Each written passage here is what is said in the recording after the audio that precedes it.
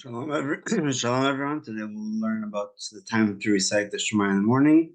We saw yesterday the Midrash in the Gemara about um, King David waking up before Alut Shachar and either praying or dealing with the concerns of Israel at that time. So this is how we know about the Shema. The time to recite the Shema in the morning is learned from the expression that appears in the Torah passage regarding the Shema. Uvekomecha, so it says b'shal b'chal komecha, and that's why the Gemara starts with the nighttime, because the night comes before the morning in the pasuk. Uvekomecha means when you get up, meaning the time when people normally wake up. There are people who rise early from the time of Amud Shachar, approximately 72 minutes before sunrise. Therefore, biblically, it is considered the time of waking, and from then on, one may recite Kriyat Shema. The reason for this is that the words "when you get up" are written in the singular person, implying that even when only a few people arise from their sleep, it is time to recite Kriyat Shema. One who recites Kriyat Shema before then does not fulfill the obligation, since his recital precedes the time of waking, and technically it's the last moment for the Shema at night, which is Alut Shachar, but the rabbis put a fence in order to make sure that we said Kriyat Shema before we went to sleep, and that's why the time for it is Ad Chatzot, until the halachic midnight. The Chachamim created a fence, a siag to the mitzvah, and established not to recite Kriyat Shema l'chatchila until the time when more people usually arise from their sleep. This is the opposite fence, the fence going into the day already, at which point there is already more light on the earth, and one can recognize his friend from a distance of 4 amot, of approximately 6 feet. This is the time of Mishiakir, approximately 50 minutes before sunrise in the days of Nisan.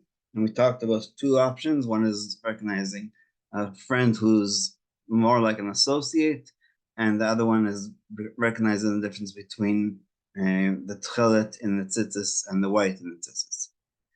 When a person cannot recite Kriyat Shema after the time of Mishiakir due to circumstances beyond his control, he may recite it from Amud Shachar. Similarly, b'diavad, if one mistakenly recites Shema from the time of Amud Shachar, he fulfills his obligation.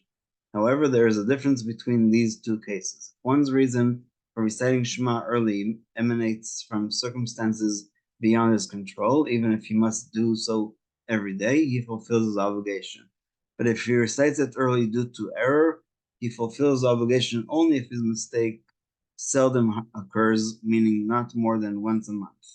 The idea of once a month is a halachic idea of echad b'shloshim yom. It applies to seeing somebody that you haven't seen in 30 days. It applies to visiting Beit HaKvarot, the cemetery. It applies to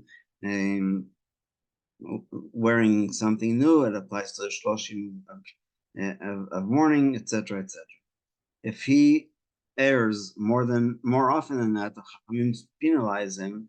He has not fulfilled his obligation, and he must go back and recite it again and after Mishiakir. That's according to the Mishnah Berurah and the Shulchan Aruch. The time to recite Kriyat Shema lasts until the conclusion of the first 3 hours of the day. There are people such as princes or very rich people who continue to sleep until the end of the first 3 hours, the first quarter of the day, and that's also the time for us to end eating chametz on Erev Pesach.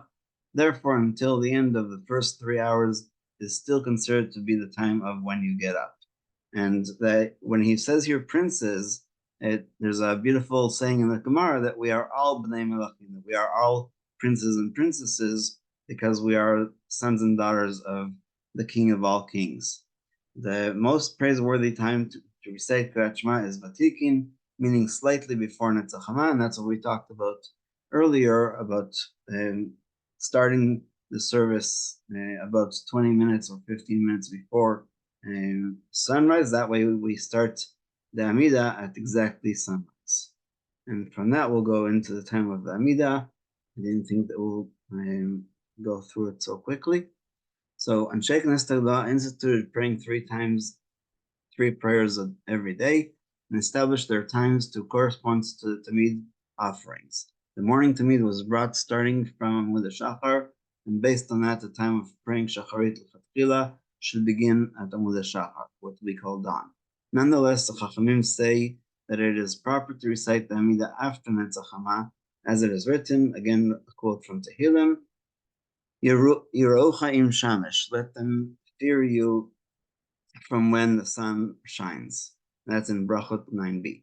If one recites the Amida from Amud Shachar, he fulfills his obligation because he prays at the time when the morning Tamid offering was brought. But this is very strange because this means that the person has to say the Shema if he's praying according to the order that we have in the Siddur before Amud Shachar, and of course that is not appropriate. So I think that we can ignore this unless the person just is reciting just the Amida and he has only a few minutes to concentrate, and that's why he's doing it like that, not in the order that is in the Siddur. The most praiseworthy time to pray follows the manner of the early Hasidim, the devoted ones who prayed at Vatikin, for they would recite the Amida at Netzach Hama, at the sunrise exactly.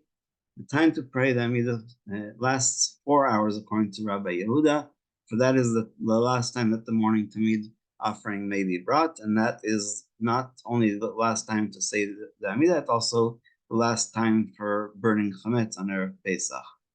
So the two correlate and correspond to each other.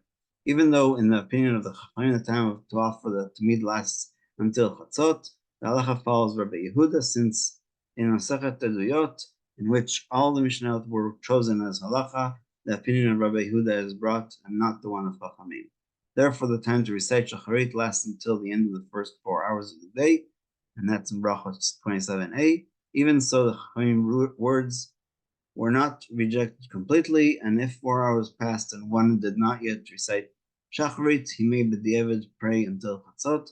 Although his prayer does not have the value of prayer recited on time, nevertheless it is still certain value, as clarified further in Halacha 11. One last thing, the brachot for Kriyat Shema can't be said after the 4th hour, as far as I remember.